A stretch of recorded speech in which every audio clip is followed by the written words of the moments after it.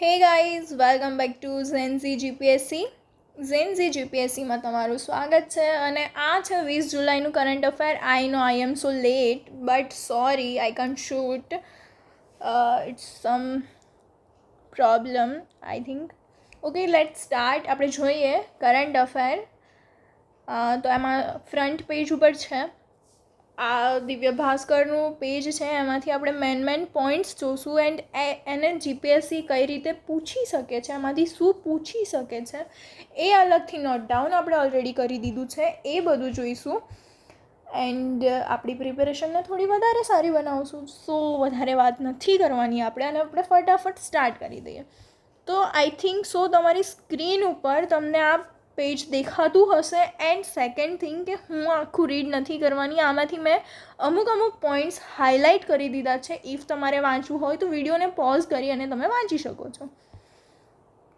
Okay, તો આ ફૂટબોલના news છે, તો એમાંથી આપણે પહેલાં જોઈએ.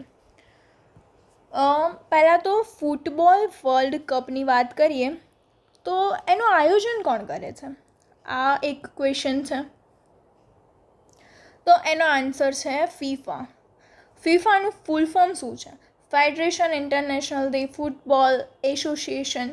આ છે ફ્રેન્ચ નામ છે એનું, બટ અંગ્રેજીમાં કહેવું હોય તો international federation of association football. Okay, હવે ફીફાનું થોડું જાણી લઈએ આપણે.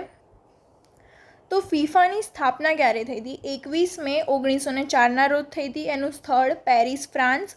મુખ્યાલય જ્યુરિક, સ્વિટ્ઝરલેન્ડમાં આવેલું છે. વર્તમાન અધ્યક્ષ છે જિયાની ઇન્ફાનિટો અને એ 2016થી છે. અને કુલ સભ્ય દેશો 211 છે. આ એના કાર્યો છે કે ફૂટબોલના નિયમોનું સંચાલન કરે છે, વર્લ્ડ કપનું આયોજન કરે છે, વુમન્સ વર્લ્ડ કપનું આયોજન કરે છે, એક્સેટ્રા. ઓકે, પ્રથમ વર્લ્ડ કપ ક્યારે રમાયો હતો ફીફા અંતર્ગત? તો એ છે 1930માં, બરાબર. અને અત્યાર સુધીના જેટલા બી વર્લ્ડ કપ રમાયા છે ફૂટબોલમાં, એમાં વધારે વિનર મતલબ સૌથી વધારે જીત મેળવનાર દેશ હોય તો એ છે બ્રાઝિલ, અને એને 5 વખત જીત મેળવી છે.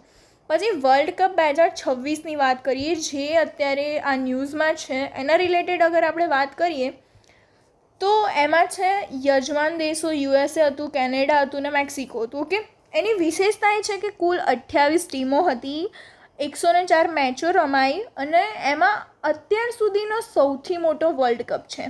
ઓકે, હવે ફીફાના જે મહત્ત્વના એવોર્ડ્સ છે એની વાત કરી લઈએ. તો ફીફાની અંદર આટલા 5 એવોર્ડ્સ આપવામાં આવે છે. એમાંથી છે ગોલ્ડન બોલ એવોર્ડ, જે શ્રેષ્ઠ ખેલાડીને આપવામાં આવે છે. ગોલ્ડન બૂટ એવોર્ડ, જે સૌથી વધારે ગોલ કરે છે એને આપવામાં આવે છે.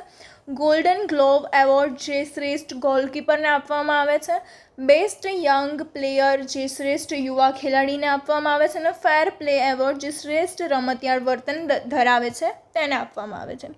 સેકન્ડ થિંગ કે 2026 વર્લ્ડ કપ એની હાઇલાઇટ્સ જોવા જઈએ તો વિજેતા દેશ છે સ્પેન. આ વખતે સ્પેન વિજેતા બન્યું છે 2026ના ફૂટબોલ વર્લ્ડ કપની અંદર.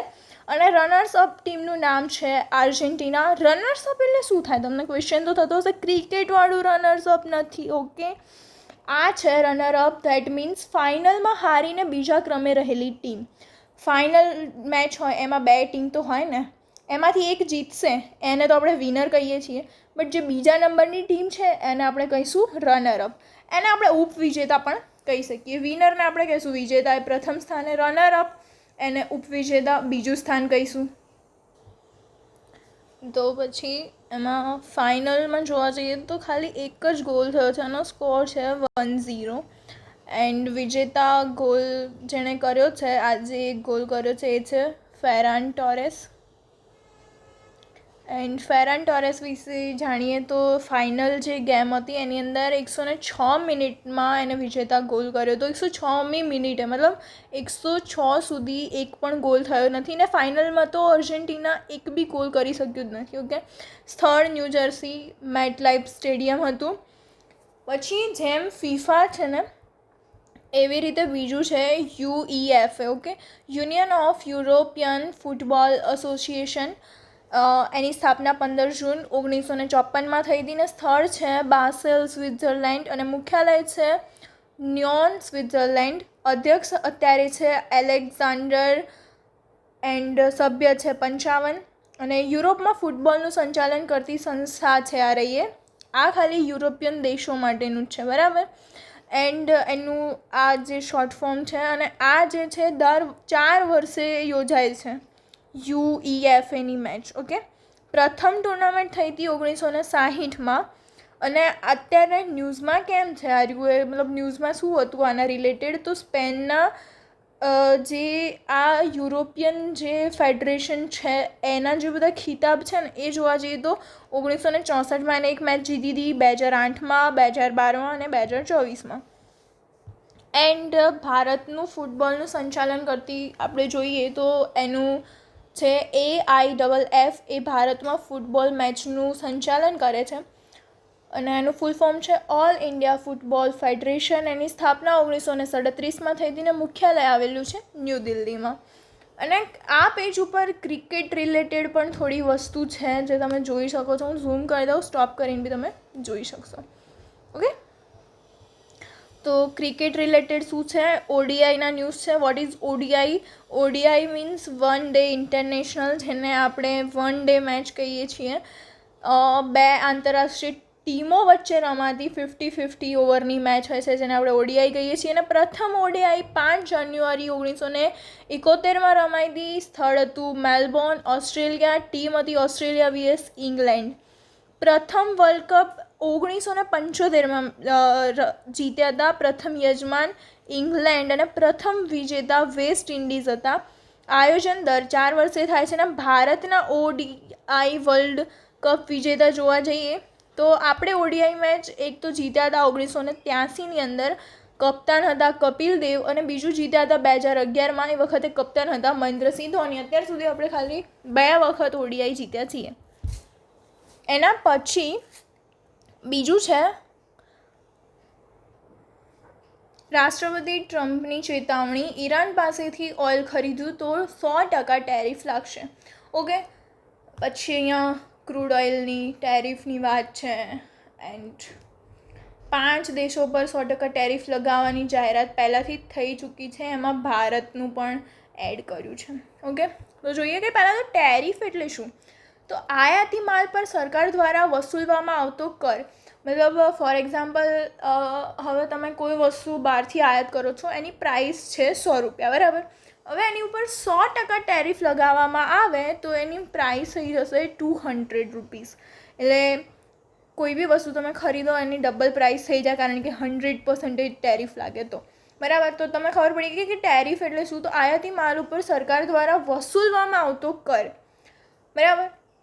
અમેરિકા ઈરાનના પરમાણુ કાર્યક્રમને લઈને દબાણ વધારવા માગે છે, તેથી ઈરાનની તેલની નિકાસ પર અસર થાય તે માટે આ પ્રકારની ચેતવણી આપવામાં આવી છે. બીજું બી હતું કે ક્રૂડ ઓઇલ. હવે ક્રૂડ ઓઇલ શું છે? ક્રૂડ ઓઇલ એટલે જમીનની અંદરથી મળતું અશુદ્ધ કુદરતી ખનિજ તેલ. એનું પછી શુદ્ધિકરણ થાય ને ડીઝલ, પેટ્રોલ ને બધું જેમ નીકળે એની પહેલાં જે એનું કાચું ફોર્મ હોય એને આપણે કહી શકીએ ક્રૂડ ઓઇલ, બરાબર. પછી ભારત પોતાની જરૂરિયાતનો આશરે 85% ક્રૂડ ઓઇલ આયાત કરે છે. આયાત કરવું એટલે કે બીજી કન્ટ્રીમાંથી આ આપણી કન્ટ્રીની અંદર લાવવું, અને નિકાસ કરવું એટલે કે આપણી કન્ટ્રીમાંથી બીજી જગ્યાએ મોકલવું. હવે મુખ્ય આયાતી દેશોનું લિસ્ટ છે. પછી એક નવી વસ્તુ છે OPEC, organisation of the petroleum exporting countries. આની સ્થાપના થઈ હતી 1960માં અને મુખ્યાલય છે વિયેના, ઓસ્ટ્રેલિયા. એનું કાર્ય શું છે ખબર? તેલ ઉત્પાદક દેશો વચ્ચે સંકલન કરી અને વૈશ્વિક બજારમાં કાચા તેલના ભાવને સ્થિર રાખવું. હવે આ એક છે એ એવું કામ કરે છે કે જેટલા બી દેશો વચ્ચે તેલની આયાત નિકાસ થતી હોય એની વચ્ચે સંતુલન રાખે છે, એના ભાવનું નિયંત્રણ કરે છે. એન્ડ બજારની અંદર કાચા તેલના ભાવને સ્થિર રાખવાનું કાર્ય કરે છે. સેકન્ડ ન્યૂઝ કે ધોલેરામાં તાતા પ્લાન્ટનું વિસ્તરણ કરાશે. ક્ષમતા બમણી, મહિને 32,000 નહીં 70,000 ચીપ બનશે. તમે આને બી સ્ટોપ કરી અને આના બી ન્યૂઝ વાંચી શકો છો. મેં આમાંથી હાઇલાઇટ નથી કર્યું બિકોઝ મોસ્ટ ઓફ બધું IMP છે. આપણે જોઈ લઈએ. પહેલી વસ્તુ એ કે આ સમાચાર કેમ મહત્ત્વના છે. તો ધોલેરા ખાતે ટાટા ઇલેક્ટ્રોનિક્સ ભારતનો પ્રથમ વ્યવસાયિક સેમિકન્ડક્ટર ફેબ્રિકેશન પ્લાન્ટ સ્થાપી રહી છે. ઓકે, તમને ખબર પડી ને કે સેમિકન્ડક્ટર ફેબ્રિકેશન પ્લાન્ટ સ્થાપી રહી છે. ભારત અત્યાર સુધી મોટાભાગની ચિપ્સ આયાત કરતું હતું. આ પ્લાન્ટથી ભારત ચિપ ઉત્પાદન ક્ષેત્રમાં આત્મનિર્ભર બનવાની દિશામાં મોટું પગલું ભરશે. હવે બીજી વસ્તુ કે સેમિકન્ડક્ટર એટલે શું? તો સેમિકન્ડક્ટર એવી સામગ્રી છે જે વિદ્યુતનું સંચાલન કંડક્ટર અને ઇન્સ્યુલેટર વચ્ચે કરે છે. ઓકે, સેમિકન્ડક્ટર એક એવી વસ્તુ છે કે જે કંડક્ટર અને ઇન્સ્યુલેટર વચ્ચે એનું વિદ્યુતનું સંચાલન કરે છે, બરાબર. અને તેમાંથી ચીપ બનાવવામાં આવે છે. અને ચીપને શું કહેવાય? તો આ પૂછાઈ શકે કે integrated circuit, IC, it's called chip. હવે ચીપના ઉપયોગ ક્યાં ક્યાં થાય છે? તો મોબાઈલમાં થાય, કમ્પ્યુટરમાં થાય, કારમાં થાય, ઇલેક્ટ્રિક વ્હીકલમાં થાય, એઆઈમાં થાય, પછી 5G અને ટેલિકોમમાં થાય, અવકાશ અને સંરક્ષણમાં થાય, મેડિકલ સાધનો વગેરે બહુ બધી વસ્તુઓમાં ચીપનો ઉપયોગ થાય છે. પછી અગર પ્રોજેક્ટ વિશે જાણીએ તો કંપની છે Tata semiconductor manufacturing private limited. સ્થળ છે ધોલેરા, જે આવ્યું છે ગુજરાત, અહેમદાબાદ. અને ધોલેરા સ્પેશિયલ ઇન્વેસ્ટમેન્ટ રીઝન, આને કહેવાય છે Dholera SIR. S means special investment reason. Okay, ત્યાં આગળ આ પ્રોજેક્ટનું નિર્માણ થવા જઈ રહ્યું છે અને ભાગીદારી કરી છે તાઇવાનની PSMC, મતલબ Taiwan Japan, and any PSMC એટલે કે પાવર ચીપ સેમિકન્ડક્ટર મેન્યુફેક્ચરિંગ કોર્પોરેશને ભાગીદારી કરી છે ભારત જોડે. અને રોકાણ છે 91,000 કરોડનું. પ્લાન્ટ શું બનાવશે? તો ભારતનો પ્રથમ AI enable semiconductor fabrication plant જે 28 નેનોમીટરથી 110 નેનોમીટર ટેકનોલોજીના ચિપ્સ બનાવશે. હવે સેઝ શું છે? તો 2026માં કેન્દ્ર સરકારે 66.166 હેક્ટર વિસ્તારમાં ટાટા સેમિકન્ડક્ટર માટે સ્પેશિયલ ઇકોનોમિક ઝોન સેઝ જાહેર કર્યું. આ ભારતના પ્રથમ ચીપ ફેબ્રિકેશન પ્લાન્ટ માટેનું સેઝ છે. Says means special economic zone, મતલબ આ જે ટાટા સેમિકન્ડક્ટરનો પ્રોજેક્ટ બનાવવા માટેનું જે એક એરિયા ફાળવ્યો હતો સરકારે, એને નામ આપ્યું હતું સેઝ, જેનું ફૂલ ફોર્મ છે સ્પેશિયલ ઇકોનોમિક ઝોન. હવે પ્રશ્ન એ છે કે ધોલેરાને જ કેમ ચૂઝ કર્યું? તો આન્સર ઇઝ ધેટ કે દિલ્હી મુંબઈ ઇન્ડસ્ટ્રીયલ કોરિડોર આ મહત્ત્વની વસ્તુ છે. DMIC પર આવેલું છે ધોલેરા. હવે દિલ્હી મુંબઈ ઇન્ડસ્ટ્રીયલ કોરિડોર છે શું? તો તમે જુઓ, એની અંદર થોડા સ્ટેટ્સ છે જેને આ કોરિડોર કવર કરે છે. પહેલાં તો દિલ્હીથી આ જે કોરિડોર છે અહીંયા મુંબઈ સુધી જાય છે, એટલે એને કહેવાય છે દિલ્હી મુંબઈ કોરિડોર, અને ઇન્ડસ્ટ્રીયલ કોરિડોર કહેવાય છે. એન્ડ ધોલેરા જસ્ટ એના રીઝનમાં જ આવે છે, સો સારો એવો પ્રોફિટ થઈ શકે એટલે લીધું છે. પછી ગ્રીનફિલ્ડ સ્માર્ટ ઇન્ડસ્ટ્રીયલ સિટી છે, એટલે કે શરૂઆતથી આધુનિક આયોજન સાથે આને વિકસાવવામાં આવ્યું છે, એ બી ઘણું પ્રોફિટ થશે. એન્ડ કનેક્ટિવિટી સારી છે, અમદાવાદ ધોલેરા એક્સપ્રેસ વે પણ છે, બરાબર. અને ધોલેરા આંતરરાષ્ટ્રીય એરપોર્ટ બનવા જઈ રહ્યું છે. આટલા બધા રીઝન છે કે ધોલેરાની અંદર આ પ્રોજેક્ટ બનાવવામાં આવી રહ્યો છે. પછી રાજકોટ રેલવે AI આધારિત હાઈટેક સ્માર્ટ સિમ્યુલેટર બનાવ્યું.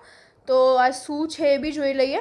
તો પશ્ચિમ રેલવેની અંદર રાજકોટ રેલવે રીઝન, એમાં એણે AIનો ઉપયોગ કર્યો અને સ્માર્ટ RS12 સિમ્યુલેટર બનાવ્યો. એનો હેતુ એ છે કે લોકો પાયલટ અને આસિસ્ટન્ટ લોકો પાયલટને વાસ્તવિક ટ્રેન જેવી પરિસ્થિતિમાં સુરક્ષિત અને અસરકારક તાલીમ.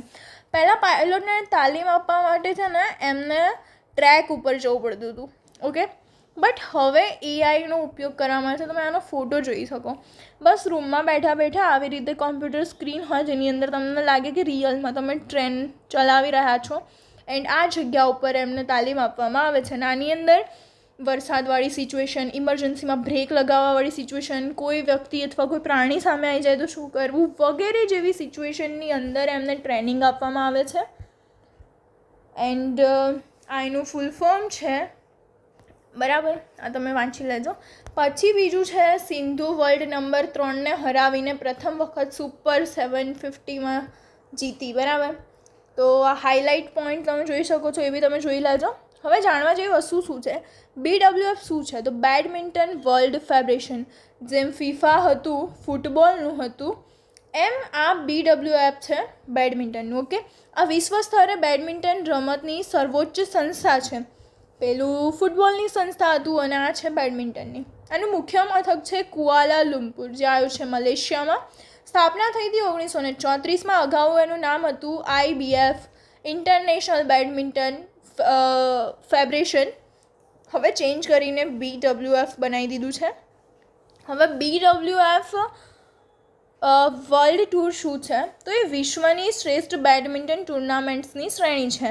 એની અંદર super 100, super 300, super 500, super 750 and અલગ અલગ આવી રીતે ટુર્નામેન્ટ્સ રમાડવામાં આવે છે. હવે આ જે ન્યૂઝ છે એ ન્યૂઝ છે કે PV સિંધુએ જાપાન ઓપન રમી એન્ડ એની અંદર એ વિનર બની. તો પહેલાં તો PV સિંધુ શું રમી? વુમેન સિંગલ ચેમ્પિયનમાં એ જીતી છે. ફાઇનલમાં હતું PV સિંધુની સામે હતી યામાગુચી એન્ડ સ્કોર 2 મેચ રમાઈ, એમાં એમનો સ્કોર હતો 21-17, 21-17 અને લોકેશન હતું ટોક્યો, જાપાન. અને કેટેગરી હતી કે BWFની સુપર 750ની ટુર્નામેન્ટ હતી, બરાબર. અને આ જે જીતી ને, તો એમાં એવું કહી શકાય કે પ્રથમ ભારતીય Japan open women's single champion બન્યું છે. અત્યાર સુધી ભારતનું કોઈ બન્યું હતું નહીં. હવે PV સિંધુ વિશે થોડું જાણી લઈએ. તો એનું આખું નામ છે પુશરલા વેંકટા સિંધુ, બરાબર. એને આપણે PV સિંધુ કહીએ છીએ. જન્મ થયો તો 5 જુલાઈ 1995માં. એનું સ્થળ છે હૈદરાબાદ, તેલંગણા. પહેલાં જ્યારે જન્મ થયો ત્યારે આંધ્રમાં હતું અને હવે તેલંગણામાં છે. રમત બેડમિન્ટન. એને કયા કયા એવોર્ડ્સ મળ્યા છે? તો ખેલ રત્ન એવોર્ડ મળ્યો છે, અર્જુન એવોર્ડ મળ્યો છે, પદ્મભૂષણ મળ્યો છે, પદ્મશ્રી મળ્યો છે. આના સિવાય બી મળ્યા છે, બટ મેન આ છે. ઓકે, પછી આ ઓલિમ્પિકની સિદ્ધિ છે 2016માં, ઓલિમ્પિક્સમાં સિલ્વર મેડલ, પછી ટોક્યો ઓલિમ્પિક્સમાં 2020માં બ્રોન્ઝ મેડલ. પછી વર્લ્ડ ચેમ્પિયનશિપની વાત કરીએ તો એકવાર 2019માં એને ગોલ્ડ મેડલ મળ્યું હતું, બરાબર. સો આજના ન્યૂઝ અહીંયા આગળ કમ્પ્લીટ થાય છે એન્ડ આઈ હોપ આ ઇન્ફોર્મેશન તમારા માટે તમારી એક્ઝામ માટે ઉપયોગી નીવડશે. તો ચલો મળીએ નેક્સ્ટ વિડીયો સાથે. ત્યાં સુધી ઓલ ધ બેસ્ટ. ઝેન્ઝી મચાવી નાખશે GPSC.